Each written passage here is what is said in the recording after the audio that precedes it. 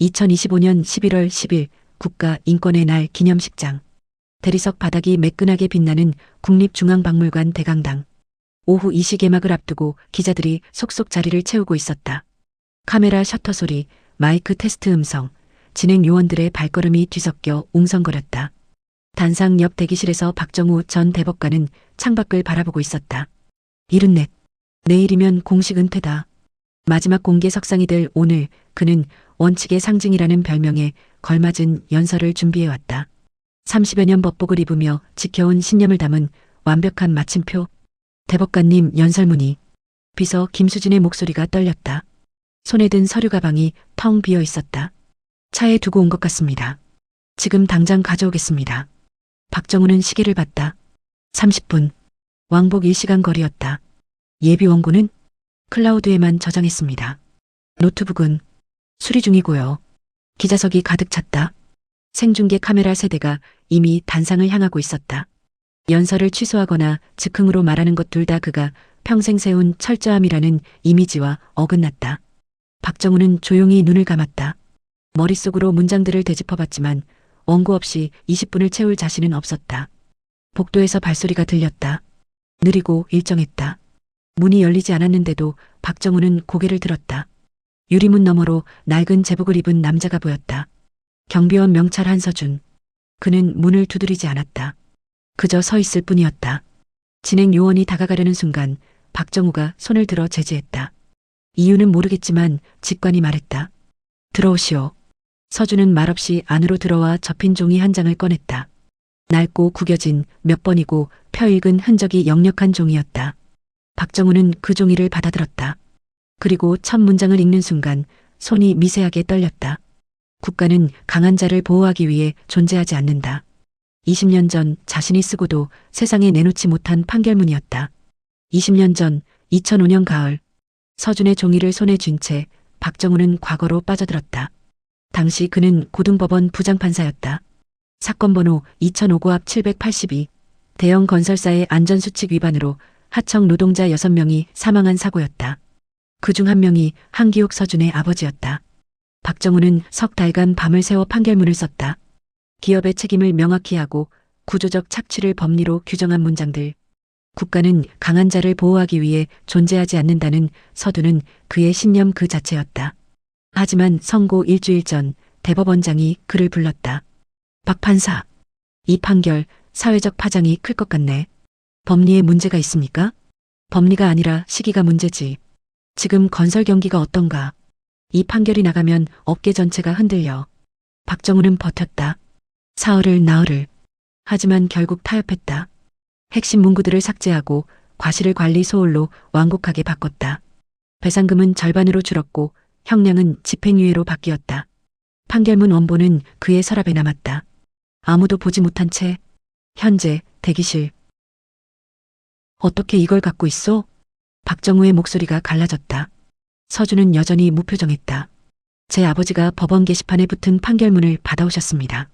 매일 밤 소주 한잔 하시면서 소리내어 읽으셨어요. 국가는 강한 자를 보호하기 위해 그 문장만 반복하셨죠. 그런데 그 문장은 최종 판결문에 없었습니다. 서준이 차분히 말을 이었다. 아버지는 계속 찾으셨어요. 분명 법정에서 들은 문장인데 종이엔 없다고. 기억이 잘못됐나 싶어 괴로워하셨죠.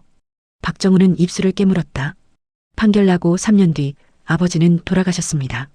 그때까지도 이 종이를 베개 밑에 두고 주무셨어요. 저는 그 문장이 정말 있었는지 궁금해서 법원 기록 보관소를 뒤졌습니다. 10년이 걸렸지만 결국 찾았습니다. 서준은 박정우의 눈을 똑바로 봤다. 당신이 쓰고도 세상에 내보내지 않은 문장을요. 밖에서 개막 5분 전을 알리는 벨이 울렸다. 박정우는 종이를 펼쳤다. 20년 전 자신의 필체가 낯설게 느껴졌다. 왜?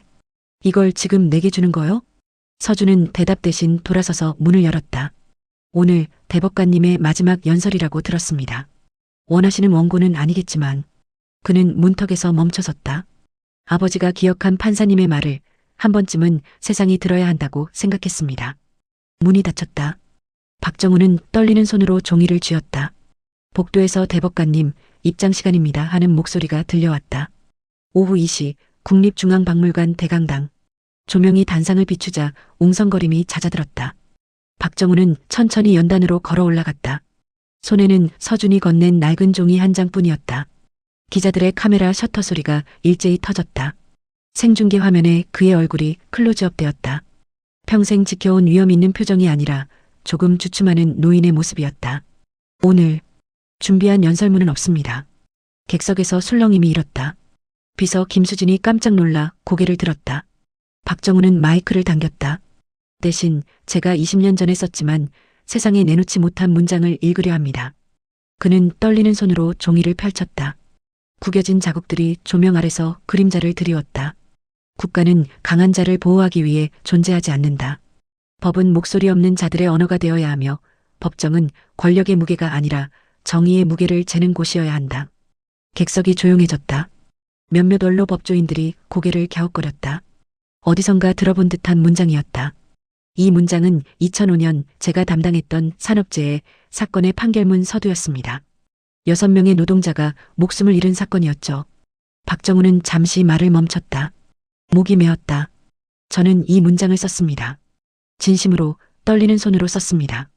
하지만 선고하지 않았습니다. 기자석에서 노트북 타이핑 소리가 빨라졌다. 사회적 파장을 우려한다는 말을 들었습니다. 건설 경기에 악영향을 줄 수 있다는 조언을 받았습니다.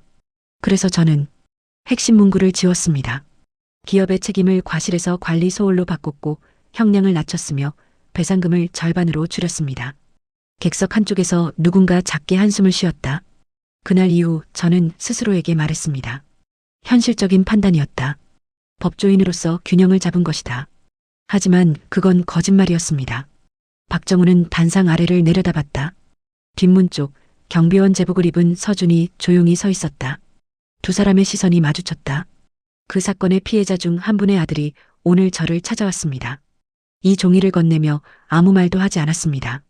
원망도 비난도 없었습니다. 다만 이렇게 말했죠. 박정우의 목소리가 떨렸다. 아버지가 기억한 판사님의 말을 한 번쯤은 세상이 들어야 한다고 생각했습니다. 객석이 숨을 죽였다. 저는 오늘 30여 년 법복을 입으며 지켜온 원칙에 대해 말하려 했습니다. 하지만 진실은 이렇습니다. 저는 옳다는 것을 알면서도 침묵했습니다. 용기가 필요한 순간에 안전을 택했습니다. 그리고 그것을 원칙이라 포장했습니다. 박정우는 천천히 단상에서 내려왔다. 모든 이의 시선이 그를 따라갔다. 그는 서준 앞에 섰다. 카메라 플래시가 터졌지만 박정우는 신경 쓰지 않았다. 30여 년 법복을 입은 전직 대법관이 경비원 제복을 입은 남자 앞에서 천천히 허리를 숙였다. 죄송합니다. 그 짧은 말이 떨어지자 대강당은 완전한 침묵에 잠겼다. 서준은 움직이지 않았다. 고개를 숙인 박정우를 내려다보며 아무 말도 하지 않았다. 오래된 빚은 말로 갚아지지 않는다는 것을 두 사람 모두 알고 있었다. 3개월 후 2026년 2월 새벽 4시 서울중앙지방법원 지하 2층 기록 보관소에 불이 켜졌다. 먼지 냄새와 오래된 종이 냄새가 뒤섞인 공간. 천장까지 닿은 서가들 사이로 두 사람의 그림자가 움직였다. 2005년 고압 700번대. 여기 있습니다. 서준이 사다리 위에서 낡은 파일 박스를 내렸다. 박정우가 받아들어 테이블 위에 조심스럽게 놓았다. 이 사건도 기억하십니까? 기억합니다. 박정우는 파일을 펼쳤다. 판결문 초안과 최종본이 나란히 철해져 있었다. 붉은 펜으로 그어진 삭제선들, 여백에 작은 글씨로 적힌 메모 표현 수납 필요, 수위 조정. 제가 지운 문장이 너무 많네요. 서준은 대답 대신 노트북을 열어 스프레드시트를 띄웠다. 지난 석 달간 그들이 정리한 사건 목록이었다. 127건. 모두 박정우가 담당했던 사건 중 원본 판결문이 수정된 경우들이었다. 기념식 이후 박정우는 은퇴를 공식적으로 미뤘다. 미완의 업무가 있다는 짧은 발표만 했을 뿐 구체적인 이유는 밝히지 않았다. 언론은 며칠간 떠들썩했지만 곧 다른 뉴스에 묻혔다. 서준은 경비 일을 계속했다. 낮에는 박물관 후문을, 밤에는 이곳 보관소를 지켰다. 그리고 근무 전후로 박정우와 만나 기록을 정리했다. 이건 어떻습니까? 서준이 한 파일을 가리켰다. 2007년 장애인 고용차별 사건. 박정우는 페이지를 넘기다 멈췄다. 초안에는 이렇게 적혀 있었다. 장애는 개인의 결함이 아니라 사회가 만든 장벽이다. 법은 그 장벽을 허물어야 할 의무가 있다. 최종본에는 그 문장이 없었다. 대신 합리적 배려의 범위 내에서라는 단서 조항만 남아 있었다. 이것도 제가 지웠군요. 왜 지우셨습니까? 서준의 질문은 비난이 아니었다. 순수한 물음이었다. 박정우는 오래 생각했다. 두려웠습니다. 너무 앞서간다는 소리를 들을까봐. 동료 판사들 사이에서 이상주의자로 낙인 찍힐까봐. 그래서 조금씩 나를 무디게 만들었습니다. 스스로를. 서준은 고개를 끄덕였다. 그는 파일을 정리하며 말했다. 아버지가 돌아가시기 전에 말씀하셨습니다. 저 판사님은 좋은 사람이었어. 다만 용기가 조금 부족했을 뿐이야. 박정우는 눈을 감았다. 그분이 옳았습니다. 두 사람은 말없이 계속 파일을 정리했다. 삭제된 문장들, 완화된 표현들, 흐려진 책임들. 하나하나 기록하고 분류하고 보존했다. 오전 6시 동이 트기 시작했다. 보관소 작은 창문으로 희미한 빛이 들어왔다. 오늘은 여기까지 하시죠. 서준이 노트북을 덮었다. 박정우는 마지막 파일을 서가에 꽂으며 물었다. 서준 씨는 왜 이 일을 하는 겁니까? 저를 용서한 것도 아닐 텐데. 서준은 잠시 망설이다 대답했다. 용서는 아직 모르겠습니다.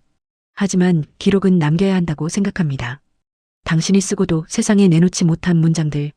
그게 아버지가 기억하고 싶어 했던 것이니까요. 박정우는 천천히 고개를 끄덕였다. 그럼 계속하겠습니다. 끝까지. 두 사람은 보관소 불을 끄고 밖으로 나왔다.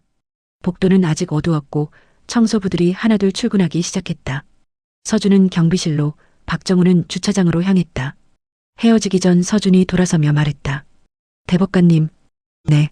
127건 중에서 재심이 가능한 건 몇 개나 될까요? 박정우는 잠시 생각했다. 많지 않을 겁니다. 대부분 시효가 지났거나 당사자들을 찾기 어려울 테니까. 그래도 해볼 만한 가치는 있습니까? 박정우는 서준의 눈을 봤다. 그 눈에서 한기용의 모습이 어렴풋이 보이는 것 같았다. 있습니다. 분명히. 서준은 작게 고개를 숙이고 돌아섰다. 박정우는 그의 뒷모습을 보며 생각했다. 용서는 받을 수 있는 게 아니라 만들어가는 것일지도 모른다고. 복도 끝에서 서준이 경비실 문을 열고 들어갔다. 그의 근무가 시작되었다. 박정우도 천천히 걸음을 옮겼다. 오늘도 정리할 기록이 많이 남아 있었다. 2026년 5월 14일 서울가정법원 별관. 개관식에 꼭 오셔야 합니까? 비서 김수진이 조심스럽게 물었다. 박정우는 넥타이를 매며 고개를 저었다. 가야 합니다. 약속했으니까요. 법원 별관 3층, 비어있던 공간이 작은 도서관으로 바뀌었다. 삭제된 정의 기록관이라는 이름이 붙었다. 언론에는 알리지 않았다. 초대장은 단 30명에게만 갔다. 과거 박정우가 담당했던 사건의 유족들, 그리고 몇몇 법조인들 뿐이었다. 오후 2시, 박정우가 도착했을 때 도서관은 이미 사람들로 채워져 있었다. 하지만 웅성거림은 없었다. 모두 조용히 서가를 둘러보고 있었다. 서가에는 127건의 사건 기록이 정리되어 있었다. 각 파일마다 2가지 버전이 나란히 놓여 있었다. 초안과 최종본, 지워진 문장과 남은 문장. 한 노년의 여성이 파일 하나를 펼쳐들고 있었다. 2006년 성폭력 사건. 그녀의 손이 떨렸다. 서준이 조용히 다가가 물었다. 도움이 필요하십니까? 아니, 괜찮습니다. 그냥 이 문장이 정말 있었구나 싶어서요. 그녀가 가리킨 초안의 한 문장. 피해자의 침묵은 동의가 아니라 두려움이었다. 최종 판결문에는 없는 문장이었다. 제 딸 사건이었어요. 판결받고 나서 딸이 그러더라고요. 재판장님이 법정에서 분명히 이 말씀을 하셨는데 판결문에는 왜 없냐고. 저는 딸아이가 잘못 들었다고만 생각했죠. 여성은 눈물을 닦았다. 딸은 그 말을 끝까지 기억하다가 3년 전에 세상을 떠났습니다. 서준은 아무 말도 하지 못했다. 다만 고개를 숙였다. 박정우는 멀리서 그 장면을 지켜보았다. 가슴이 무너지는 것 같았다. 개관식. 별도의 식수는 없었다. 박정우가 단순히 인사말을 하기로 했다. 오늘 이 자리는 축하의 자리가 아닙니다. 그의 목소리는 낮고 무겁했다. 이곳은 제가 저지른 침묵의 기록입니다. 제가 옳다고 쓰고도 세상에 내보내지 못한 문장들, 용기 없이 지워버린 정의들이 보관된 곳입니다. 사람들은 조용히 들었다. 어떤 분들은 이 기록을 보며 그래도 판사가 이런 생각을 했구나 위로받을지도 모릅니다. 하지만 저는 이곳이 위로가 되기를 바라지 않습니다. 박정우는 서가를 돌아보았다. 이곳은 경고여야 합니다. 법을 다루는 사람이 얼마나 쉽게 무너지는지, 원칙이 얼마나 쉽게 타협되는지를 보여주는 곳이어야 합니다. 그는 서준을 바라보았다. 이 기록관은 한 경비원의 집념이 만들었습니다. 한서준 씨. 그는 아버지가 기억한 문장을 찾기 위해 10년을 기다렸고 저를 용서하는 대신 기록하는 쪽을 택했습니다. 서준은 뒤쪽 벽에 기대어 서 있었다. 여전히 경비원 제복 차림이었다. 그에게 감사합니다. 그리고 박정우의 목소리가 잠시 끊겼다. 미안합니다. 늦었지만 이제라도 이 말을 해야 할 것 같습니다. 저녁 6시. 사람들이 하나둘 떠났다. 도서관에는 박정우와 서준만 남았다. 서준은 서가 정리를 하고 있었다. 박정우는 그를 도우며 물었다. 이제 경비 일은 그만둘 생각입니까? 아니요. 여기 경비를 서려고 합니다. 여기? 네. 법원 측에서 제안했습니다.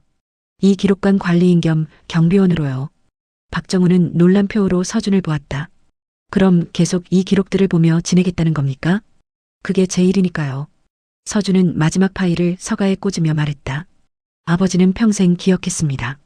당신이 쓴 문장을. 저도 그렇게 하려고요.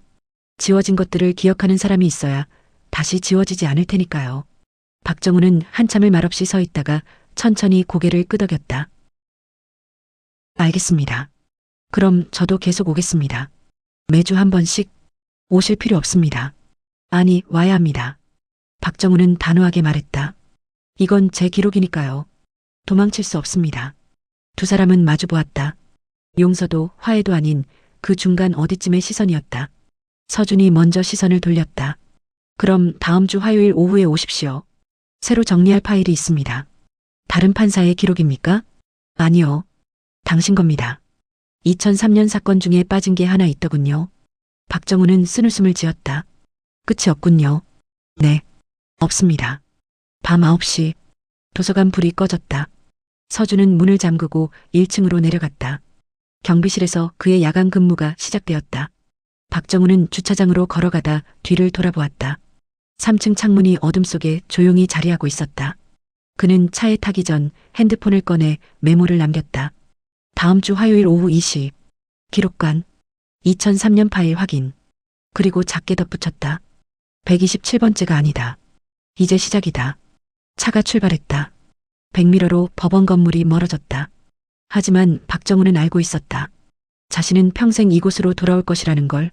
용서받기 위해서가 아니라 기억하기 위해서. 2027년 11월 1년 반 후. 가을비가 내리는 오후. 삭제된 정의 기록관은 개관 이후 천천히 그러나 확실하게 변화하고 있었다. 처음엔 30명의 유족만 찾았던 곳. 이제는 한 달에 100여 명의 방문객이 다녀갔다. 로스쿨 학생들, 인권단체 활동가들, 그리고 스스로 침묵했던 다른 법조인들. 오후 2시, 박정우는 예정대로 도서관을 찾았다. 어느새 75회째 방문이었다. 서준은 새로 들어온 기록을 정리하고 있었다. 더 이상 박정우의 기록만이 아니었다. 다른 은퇴 판사 둘이 자신의 삭제된 판결문을 기증했고 한 검사는 불기소 결정문 초안을 보내왔다. 오늘은 이걸 보셔야 할 것 같습니다.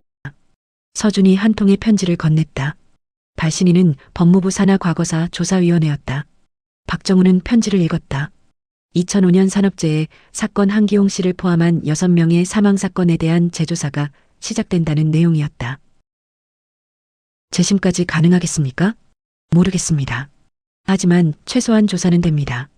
당신의 초안 판결문이 증거자료로 채택됐다고 합니다. 박정우는 편지를 내려놓았다. 감정이 복잡했다. 기쁨도 죄책감도 안도감도 한꺼번에 밀려왔다. 서준 씨, 만약 재심이 이루어진다면 제가 증언석에 서야겠죠. 서준은 담담하게 대답했다. 아버지를 대신해서. 저녁 6시. 방문객들이 떠나고 도서관은 조용해졌다.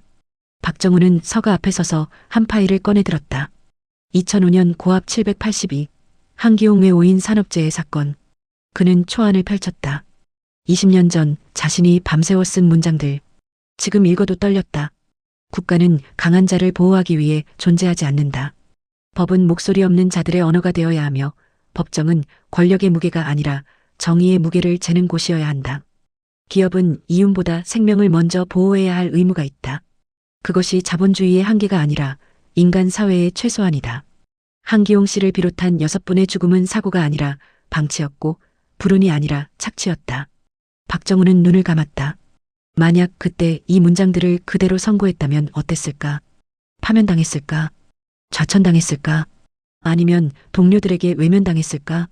어쩌면 그 모든 것이 일어났을지도 모른다. 하지만 적어도 한기용은 자신이 기억한 문장이 환청이 아니었다는 걸 알았을 것이다. 후회하십니까? 서준의 목소리에 박정우는 눈을 떴다. 매일 합니다. 그런데도 계속 오시는군요. 후회하기 때문에 옵니다. 박정우는 파일을 서가에 돌려놓으며 말했다. 용서받을 수 없다는 걸 압니다.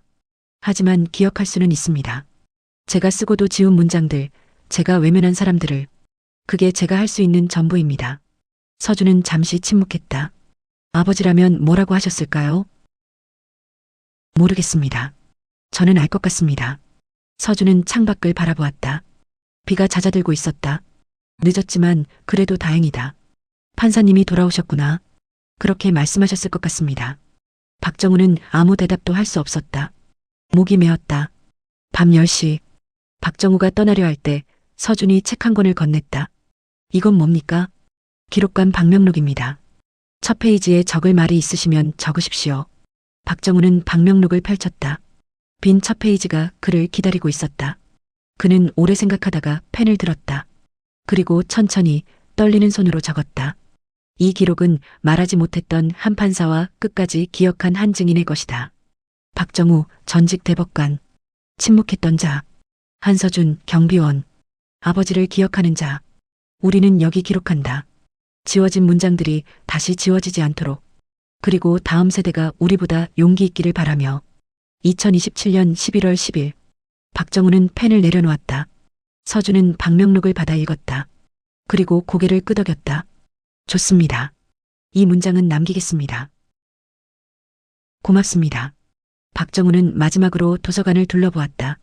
127개의 파일이 든 서가, 지워졌던 정의들이 조용히 숨쉬는 공간. 다음 주에 또 오겠습니다. 예, 기다리겠습니다. 두 사람은 악수를 나눴다. 처음으로 박정우의 손이 떨렸고 서준의 손은 단단했다. 새벽 1시, 서준은 야간 순찰을 돌았다. 1층부터 3층까지, 빈 복도, 잠긴 법정들, 그리고 기록관. 그는 기록관 문 앞에서 멈춰섰다.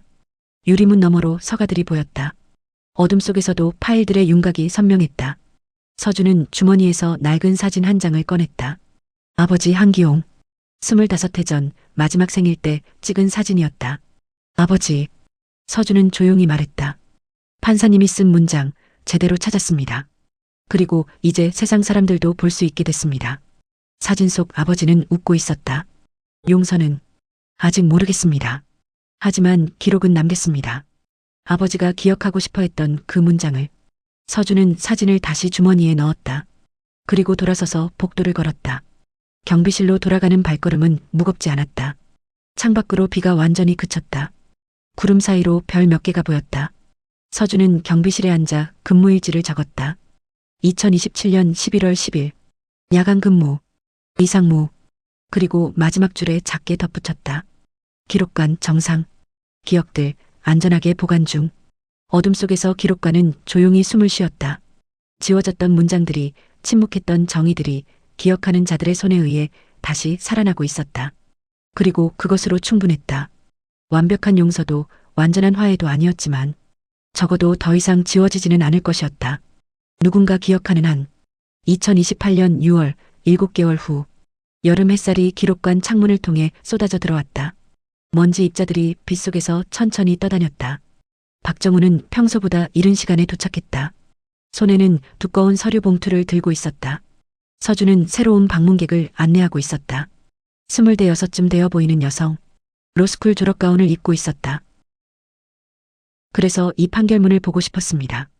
제 졸업 논문 주제가 사법부의 자기검열이거든요. 2009년 환경소송 기록이 도움이 될 겁니다. 3번 서가 중간쯤에 있습니다. 여성이 자리를 뜨자 서준이 박정우에게 다가왔다. 오늘은 일찍 오셨네요. 할 말이 있어서요. 박정우는 봉투를 테이블 위에 내려놓았다. 과거사위원회 최종 조사 결과입니다. 어제 받았습니다. 서준의 표정이 굳었다. 그는 천천히 봉투를 열었다. 재조사 결과 요약서. 2005년 건설산업재해 사건. 사망자 한기용 외 5명. 조사 결론 기업의 고의적 안전규정 위반 및 은폐 정황 확인. 권고사항 재심 개시 및 민사제소 지원. 서준은 페이지를 넘겼다. 상세조사 내용, 증인 진술, 새로 발굴된 내부 문서들. 그리고 마지막 페이지. 본 사건의 재조사는 박정우 전 대법관이 보관하고 있던 판결문 초안이 결정적 단서가 되었다. 해당 초안은 당시 은폐되었던 기업의 책임을 명확히 지적하고 있었으며 재심이 가능하다는 겁니까? 서준의 목소리가 조금 떨렸다. 가능합니다. 위원회가 법원에 정식 재심 청구를 지원하기로 했습니다. 박정우는 잠시 멈췄다가 말을 이었다. 그리고 제게 증인으로 출석해달라고 요청했습니다. 왜 초안을 수정했는지, 당시 어떤 압력이 있었는지 증언하라고. 서준은 서류를 내려놓았다. 하시겠습니까? 당연히 해야죠. 박정우는 창밖을 바라보았다. 23년 전 제가 하지 못한 일입니다. 이제라도 해야 합니다. 오후 4시 로스쿨 학생이 떠나고 도서관은 다시 조용해졌다. 서준은 아버지의 파일 앞에 서 있었다. 2005년 고압 782. 이제는 너무나 익숙한 번호. 박정우가 옆에 섰다. 재심 재판에 참석하실 겁니까? 모르겠습니다. 서준은 솔직하게 대답했다. 아버지의 죽음을 다시 꺼내는 게 옳은 일인지, 이제 와서 기업을 처벌한다고 아버지가 돌아오는 것도 아닌데, 그럼 왜 이 일을 시작했습니까? 10년 동안 기록을 찾고 저를 찾아온 이유가 뭡니까? 서준은 한참을 침묵했다. 기억하고 싶었습니다. 아버지가 헛된 믿음을 가진 게 아니었다는 걸. 저 판사님은 좋은 말을 했어라고 하신 게 환청이 아니었다는 걸. 그 기억은 이미 증명됐습니다. 이 기록관 전체가 증거입니다. 박정우는 서가를 돌아보았다. 하지만 기억만으로는 부족합니다. 정의는 기록되는 것만으로는 완성되지 않습니다. 실현되어야 합니다. 너무 늦었습니다. 늦었어도 해야 합니다. 박정우의 목소리에 힘이 실렸다. 서준 씨, 저는 23년 전 겁쟁이였습니다. 하지만 지금은 달라졌습니다. 잃을 것도 지킬 체면도 없습니다. 이제는 말할 수 있습니다. 제대로 끝까지. 서준은 박정우를 바라보았다. 75살 노인. 한때 권위 있던 법관. 이제는 과거의 침묵을 속죄하며 살아가는 사람. 재판이 열리면 저도 가겠습니다. 서준은 천천히 말했다. 하지만 용서는 아직 모르겠습니다. 알고 있습니다. 박정우는 고개를 끄덕였다. 용서는 제가 구할 수 있는 게 아닙니다. 다만 제대로 된 판결은 만들 수 있습니다. 이번에는 저녁 7시. 박정우가 떠난 뒤 서준은 혼자 기록관에 남았다. 그는 아버지의 파일을 꺼내 펼쳤다. 초안 판결문. 23년 전 박정우가 밤새워 쓴 문장들. 한기용 씨를 비롯한 6분의 죽음은 사고가 아니라 방치였고 불운이 아니라 착취였다. 서준은 그 문장을 소리내어 읽었다. 아버지. 그의 목소리가 빈 도서관에 울렸다. 이 문장, 이제 법정에서 다시 읽힐 겁니다. 제대로 끝까지. 대답은 없었다. 하지만 서준은 괜찮았다. 그는 창문을 열었다. 여름 저녁 바람이 들어왔다. 바람이 파일들 사이를 지나갔다. 페이지들이 살랑살랑 흔들렸다. 마치 숨쉬는 것처럼. 밤 11시. 서준은 경비일지를 적었다. 2028년 6월 17일. 야간 근무. 그리고 잠시 망설이다가 덧붙였다. 재심 개시 예정. 2005년 고압 782. 아버지의 기억, 곧 판결이 된다. 펜을 내려놓고 그는 기록관 쪽을 바라보았다. 어둠 속에서도 서가들의 윤곽이 보였다. 127개의 파일. 아니, 이제는 더 많았다. 다른 법조인들이 기증한 기록들까지 합쳐 158개가 되었다. 모두 지워졌다가 다시 발견된 정의들. 서준은 작게 미소 지었다. 아버지가 옳았습니다. 좋은 판사님이었어요. 다만 용기가 조금 부족했을 뿐. 그리고 조용히 덧붙였다. 하지만 이제는 용기를 내셨습니다. 창밖으로 여름밤이 깊어갔다. 별들이 총총히 빛났다. 기록관은 조용히 그러나 확실하게 숨을 쉬고 있었다. 지워진 문장들이 다시 살아나고 있었다. 이번에는 법정에서, 이번에는 제대로. 다음 주 재심 재판이 시작된다. 2028년 9월 12일 서울중앙지방법원 대법정. 23년 만에 재심. 방청석은 가득 찼다. 한기용 사건 유족들, 당시 함께 일하던 동료 노동자들, 인권단체 활동가들, 그리고 법조계 인사들. 언론석에는 주요 방송사 카메라가 3대나 설치되어 있었다. 재판장은 50대 중반의 여성 판사 이현주였다. 그녀는 박정우의 제자였다. 로스쿨 시절 그에게 법 철학을 배웠던. 지금부터 2005년 산업재해 사건 재심을 시작하겠습니다. 이현주 판사의 목소리가 법정에 울렸다. 증인 박정우. 증인은 선서해 주십시오. 박정우는 일어섰다. 평생 판사석에 앉았던 남자가 이제 증인석에 섰다. 양심에 따라 숨김과 보탬이 없이 사실 그대로 말하고. 선서문을 읽는 그의 목소리가 떨렸다. 75회를 살아오며 수천 번 들었던 문장. 하지만 직접 읽기는 처음이었다. 증언을 마치겠습니다. 검사가 질문을 시작했다. 증인은 2005년 당시 이 사건의 담당 판사였습니까? 그렇습니다. 그리고 최종 판결문과 다른 내용의 초안을 작성했습니까? 그렇습니다. 박정우는 서류를 꺼냈다. 23년 전 자신이 쓴 판결문 초안. 왜 초안 내용을 수정했습니까? 침묵. 법정이 조용해졌다. 박정우는 천천히 입을 열었다. 두려웠습니다. 무엇이 두려웠습니까? 파장이 두려웠습니다. 상급자의 질책이 두려웠습니다. 동료들의 시선이 두려웠습니다. 그의 목소리가 점점 커졌다. 하지만 가장 두려웠던 건 제 커리어가 망가질까 봐였습니다. 원칙을 지키는 판사라는 이미지가 깨질까 봐였습니다. 방청석에서 작은 술렁임이 일었다. 그래서 핵심 문장들을 지웠습니다. 국가는 강한 자를 보호하기 위해 존재하지 않는다는 문장을, 기업의 이윤보다 노동자의 생명이 우선한다는 문장을. 박정우는 방청석을 바라보았다. 유족들이 앉아 있었다. 그중 한 명, 흰 머리의 노파가 눈물을 닦고 있었다. 한기용의 아내였다. 그리고 한기용 씨를 비롯한 6분의 죽음을 사고로 격화시켰습니다. 그것은 사고가 아니라 방치였고 불운이 아니라 착취였는데도. 검사가 물었다. 그 선택을 후회합니까? 매일 후회합니다. 박정우의 목소리가 갈라졌다. 하지만 후회는 아무것도 되돌리지 못합니다. 그래서 이 자리에 섰습니다. 23년 늦었지만 이제라도 진실을 말하기 위해. 증인 한서준. 오후 심리.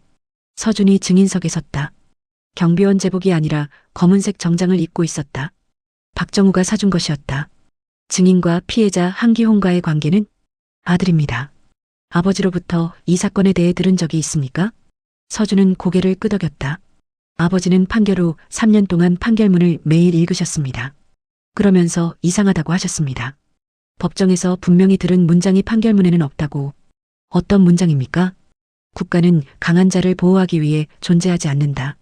아버지가 끝까지 기억하셨던 문장입니다. 서준은 주머니에서 낡은 종이를 꺼냈다. 법정에 온 사람들이 숨을 죽였다. 이것이 아버지가 매일 읽으시던 판결문입니다. 여백에 연필로 표시가 되어 있습니다. 이 문장이 없다. 왜? 라고요. 이현주 판사가 그 종이를 받아 살펴보았다. 23년 묵은 종이. 구겨지고 색이 바랜 한 남자의 절망이 배어있는.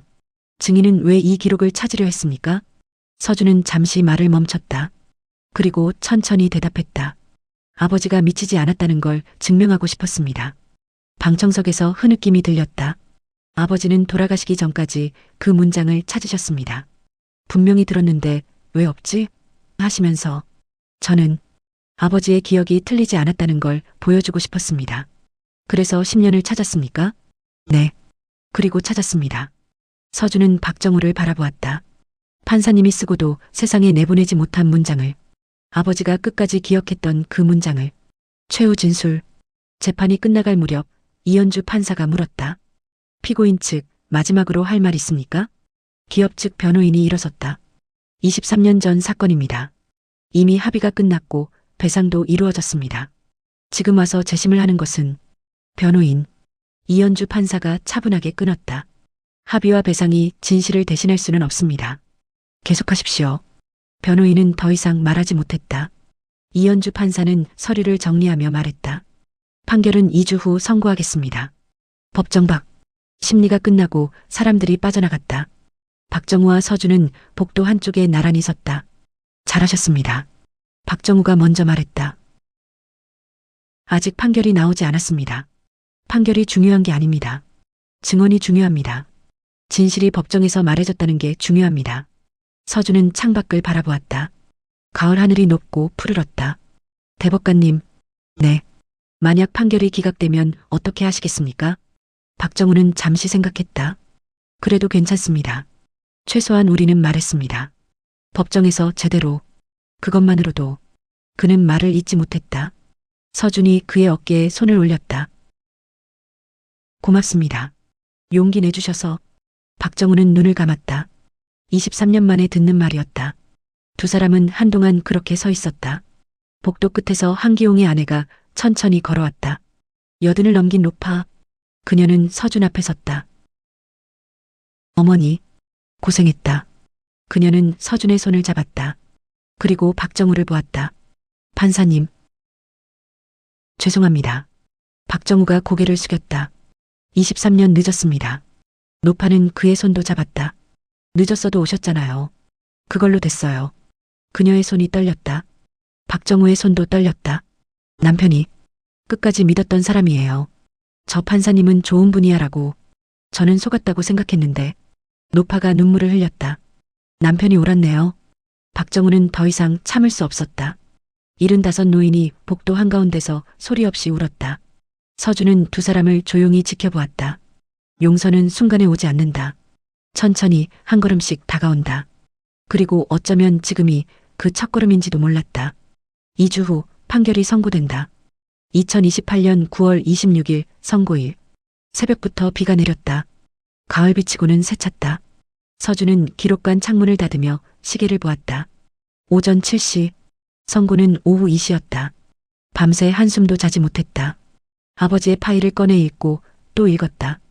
23년 전 박정우가 쓴 문장들.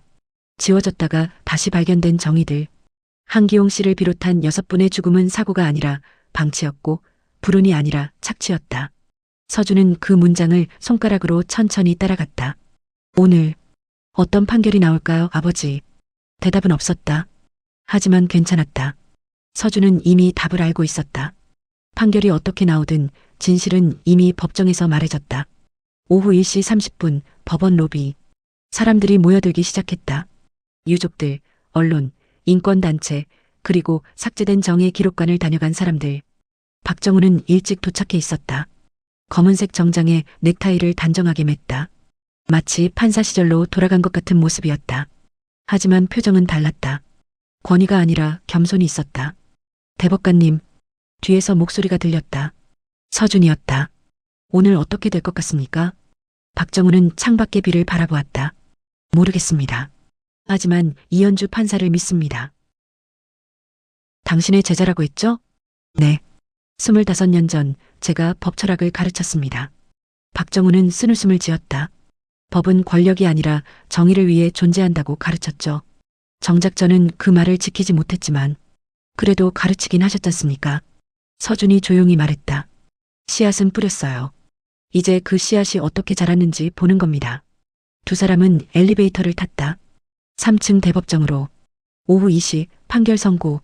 재판장 입장하십니다. 일동 기립. 법정이 일어섰다. 이현주 판사가 단상으로 올라왔다. 그녀는 방청석을 한번 둘러보았다. 유족들, 박정우, 서준.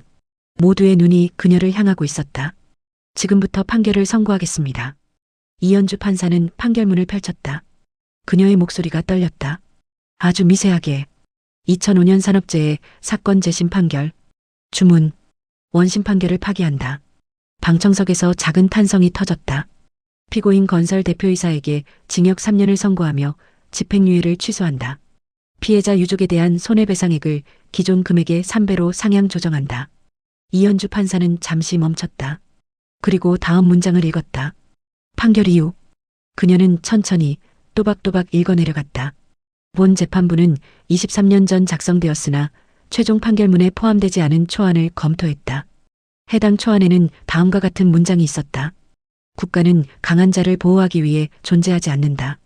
법은 목소리 없는 자들의 언어가 되어야 하며 법정은 권력의 무게가 아니라 정의의 무게를 재는 곳이어야 한다. 법정이 조용해졌다. 이 문장은 단순한 수사가 아니다. 이것은 사법부가 존재하는 이유이며 모든 판사가 지켜야 할 원칙이다. 이현주 판사는 박정우를 바라보았다. 그들의 시선이 마주쳤다. 당시 담당 판사는 이 원칙을 알고 있었다. 옳은 판결을 쓸 능력도 있었다. 하지만 용기가 부족했다. 박정우는 고개를 숙였다. 그러나 본 재판부는 주목한다. 그 판사는 23년이 지난 후 이 자리에 섰다. 자신의 침묵을 인정하고 진실을 증언했다. 늦었지만 돌아왔다. 이현주 판사의 목소리가 높아졌다. 한기용 씨를 비롯한 6분의 죽음은 사고가 아니라 방치였다. 불운이 아니라 착취였다. 이것은 23년 전에도 진실이었고 지금도 진실이다. 그리고 이 진실을 끝까지 기억한 사람이 있었다. 한기용 씨는 죽는 날까지 판사가 법정에서 한 말을 기억했다. 그의 아들 한서준 씨는 10년을 들여 그 기억을 증명했다. 서준은 눈을 감았다. 눈물이 흘러내렸다. 법은 완벽하지 않다. 판사도 완벽하지 않다. 하지만 침묵한 자가 다시 말할 수 있고 지워진 정의가 다시 회복될 수 있다면 그것이 법이 살아있다는 증거다. 이현주 판사는 판결문을 덮었다. 이상으로 판결을 마친다. 재판장 퇴정하십니다. 법정이 일어섰다. 하지만 아무도 움직이지 않았다. 침묵이 흘렀다. 그리고 맨 뒷자리에서 누군가 박수를 쳤다. 1명, 2명. 이내 법정 전체로 퍼졌다. 오후 3시 법원 계단. 비가 그쳤다. 구름 사이로 햇살이 비쳤다. 유족들이 하나둘씩 나왔다. 한기용의 아내는 서준의 팔을 잡고 천천히 걸었다. 엄마, 괜찮으세요? 응, 괜찮다. 노파는 하늘을 올려다보았다. 아버지한테 말해줘야겠다. 판결 나왔다고. 제대로 된 판결. 서준은 어머니를 부축하며 계단을 내려갔다. 박정우는 혼자 계단 위에 서 있었다. 대법관님. 뒤에서 이현주 판사가 다가왔다. 좋은 판결이었습니다. 박정우가 말했다. 제가 23년 전에 했어야 할 판결. 늦었지만 이루어졌습니다. 이현주는 스승을 바라보았다. 교수님이 가르쳐 주신 대로 했습니다. 법은 권력이 아니라 정의를 위해 존재한다고. 고맙습니다. 아닙니다. 제가 고맙습니다. 이현주는 잠시 망설이다 말했다. 교수님이 증인석에 서지 않았다면 저도 용기를 내지 못했을 겁니다. 교수님이 보여주셨어요. 돌아올 수 있다는 걸. 박정우는 고개를 끄덕였다. 더 이상 말할 수 없었다. 이현주는 조용히 돌아섰다. 저녁 6시 기록관. 서준은 아버지의 파일을 꺼냈다. 2005년 고압 782. 그는 마지막 페이지에 새 문서를 추가했다. 2028년 9월 26일. 재심 판결. 원심 파기. 판결문 한기용 씨를 비롯한 6분의 죽음은 사고가 아니라 방치였고 불운이 아니라 착취였다. 23년 만에 복원된 정의. 서준은 파일을 서가에 조심스럽게 꽂았다. 그리고 창밖을 바라보았다. 비겐 하늘에 무지개가 떠 있었다. 아버지. 서준은 조용히 말했다. 당신이 기억했던 그 문장, 이제 판결이 됐습니다. 제대로 끝까지. 문이 열렸다. 박정우가 들어왔다. 또 오셨군요. 매주 오기로 했잖습니까? 박정우는 파일 하나를 꺼냈다. 오늘은 2007년 사건을 정리하려고 합니다. 도와주시겠습니까? 당연하죠. 두 사람은 나란히 앉았다. 밖에서 저녁종이 울렸다. 하루가 끝나가고 있었다. 하지만 기록관에서는 일이 계속되었다. 지워진 정의들을 복원하는 일, 침묵했던 자들이 다시 말하게 하는 일, 그리고 기억하는 일. 끝까지. 마이너스. 서준은 노트북에 기록을 입력했다. 박정우는 파일을 정리했다. 두 사람은 말이 없었다. 하지만 침묵은 무겁지 않았다. 이것은 용서도 화해도 아니었다. 다만 함께 걷는 길이었다. 과거를 바로잡을 수는 없지만 미래를 만들 수는 있었다. 한 걸음씩. 그날 밤 기록관 방명록에 새 글이 적혔다. 2028년 9월 26일. 한기용 씨 사건 재심 판결 승소. 아버지, 당신이 옳았습니다. 마이너스 한서준. 한기용 씨, 늦었지만 지켰습니다. 약속을. 마이너스 박정우.